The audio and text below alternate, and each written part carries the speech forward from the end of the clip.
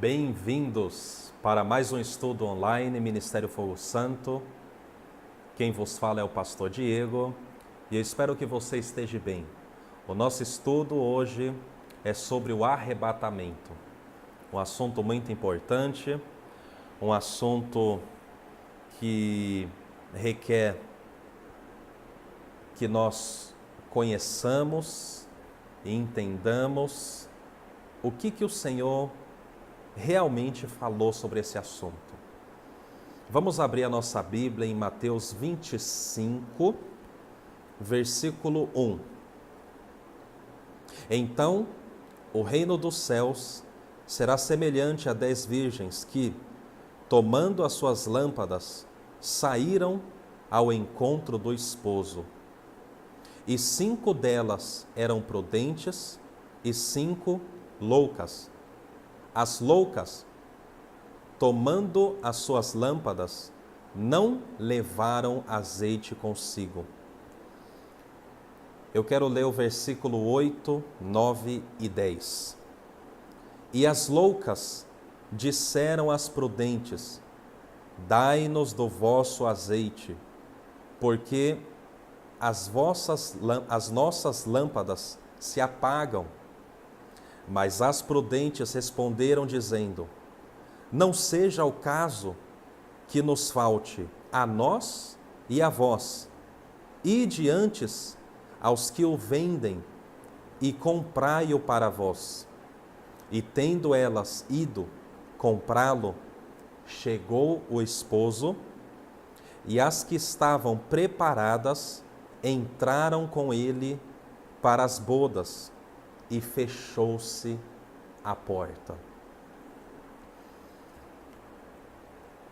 Nessa parábola que o Senhor Jesus conta, existem aqui alguns pontos interessantes. Primeiro, ambos os grupos aqui mencionados eram virgens. Ou seja, ambos tinham se mantido puros. Ambos os grupos.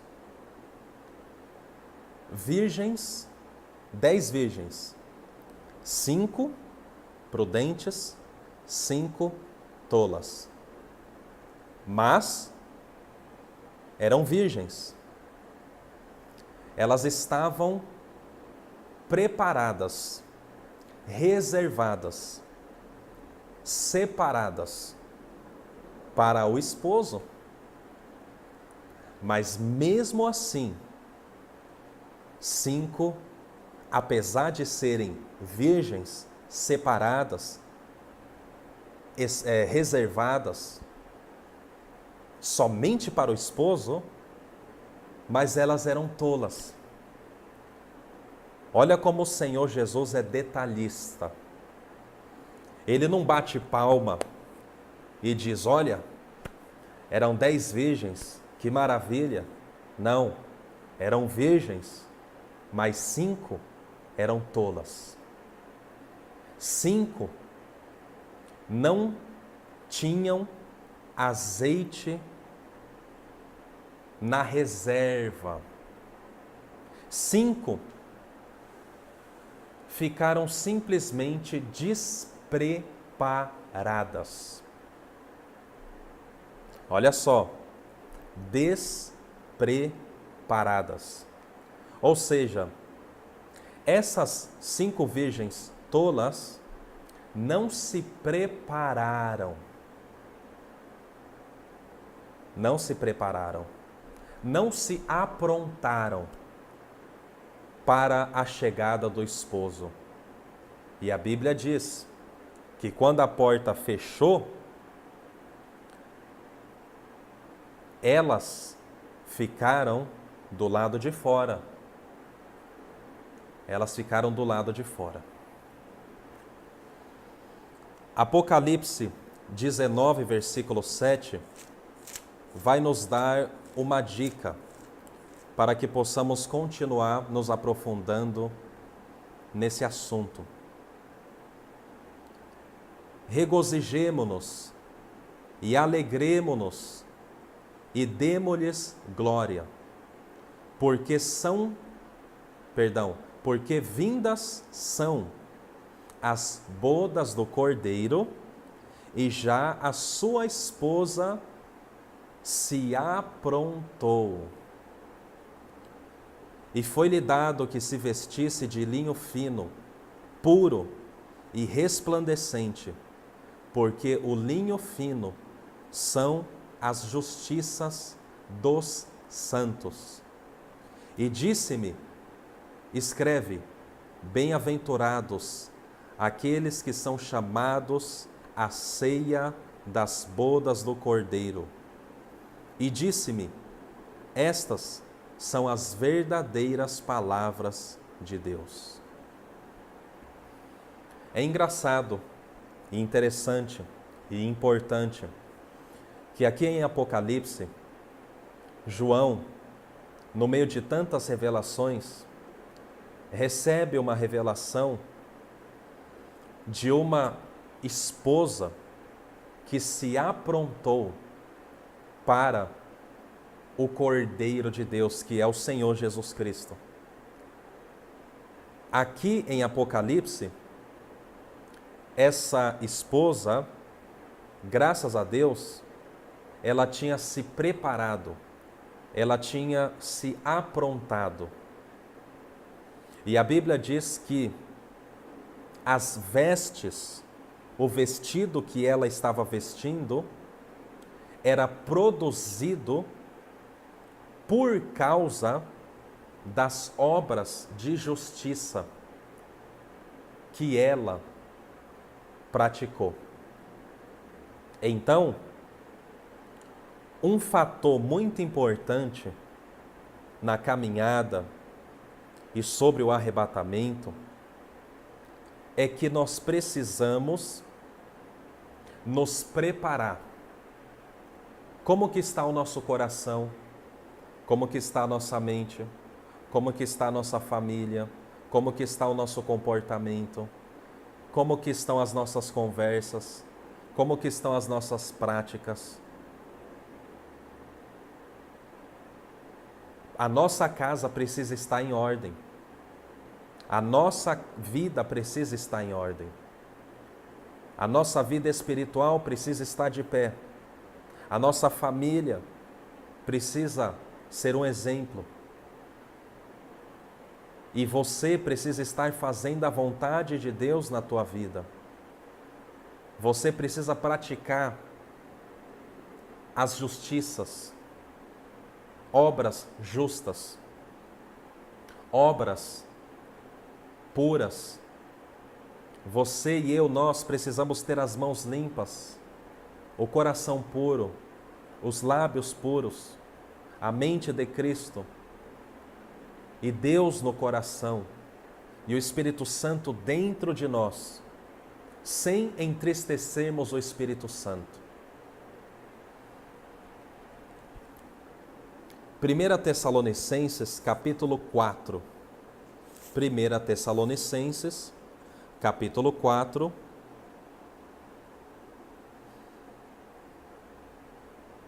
versículo 16. Porque o mesmo Senhor descerá do céu com alarido e com voz de arcanjo e com a trombeta de Deus, e os que morreram em Cristo ressuscitarão primeiro. Depois, nós, os que ficarmos vivos, seremos arrebatados juntamente com eles nas nuvens, a encontrar o Senhor nos ares, e assim estaremos sempre com o Senhor. É daqui que vem aquela ideia, ou o ensinamento do arrebatamento. A Bíblia fala de um momento em que nós iremos ao encontro do Senhor nos ares, e Ele estará vindo ao nosso encontro, só que Ele não vai descer na terra ainda. Ele vai estar nos ares. e nós iremos ao encontro dele. Então existem dois acontecimentos, assim creio eu, e assim, lendo as Escrituras, eu tenho ganhado cada dia mais essa convicção. Primeiro, existe a volta literal do Senhor Jesus Cristo, quando Ele virá e os seus pés estarão sobre os montes das oliveiras. A volta literal, em que todos os olhos o verão. Mas existe o arrebatamento, que será um momento em que o Senhor vai nos arrebatar, aqueles que estiverem preparados, aqueles que se prepararam, como está escrito em Apocalipse 19. E nós nos encontraremos com o Senhor nos ares. E então, a Bíblia aí não dá mais nenhum detalhe nessa passagem, a Bíblia simplesmente diz: e estaremos sempre com o Senhor. E uma coisa interessante é que, ainda que nós não entendamos tudo, mas o nosso foco é estar para sempre com o Senhor. Muitos têm brigado, se perguntado, será que o arrebatamento é durante a tribulação, antes da tribulação, depois da tribulação, no meio da tribulação? Mas o mais importante é você estar preparado. O que adianta você bater no peito e dizer que o seu entendimento das Escrituras é o verdadeiro, mas no fim das contas, você não ser arrebatado? O que adianta? Então, é claro que devemos analisar, estudar e nos esforçar para compreender os sinais dos tempos e as épocas. Mas o mais importante é estar preparado, porque pode ser que o esposo atrase um pouquinho, pode ser que o esposo venha um pouquinho mais tarde do que você esperava. Oh, Deus está falando conosco. Pode ser que ele venha mais cedo, mais tarde. Isso está nas mãos dele. Mas independentemente quando for exatamente o arrebatamento, nós precisamos ter azeite nas nossas lâmpadas, nós precisamos nos preparar, nós precisamos nos aprontar, nós precisamos ser como uma esposa reservada somente para o Cordeiro de Deus, uma esposa que se prepara para o casamento, que se prepara para o momento desejado da alma dela, de se encontrar e ter comunhão e ter intimidade com o esposo. Então, sim, a Bíblia fala sim do arrebatamento. Ainda que você não queira usar essa palavra arrebatamento, mas a Bíblia fala de um momento em que nós seremos levados, arrebatados para o Senhor nos ares. E nessa passagem a Bíblia não diz nada mais a não ser: e estaremos para sempre com Ele. Mas esse arrebatar para os ares vai ser o momento das bodas do Cordeiro, o momento do casamento, o momento da festa do casamento. Você está se preparando? Será que nós estamos nos preparando? Será que nós estamos nos preparando realmente? Será que existe algum perigo de perder o que Deus nos deu? Será que devemos ter cuidado? Olha só o que a Bíblia diz em Apocalipse 3, versículo 11: Eis que venho sem demora, guarda o que tens, para que ninguém tome a tua coroa. Deus nunca iria dizer para nós guardarmos algo se não houvesse o perigo de perder. Muitas pessoas pensam, o arrebatamento vai chegar e todos nós iremos. Infelizmente não. Infelizmente,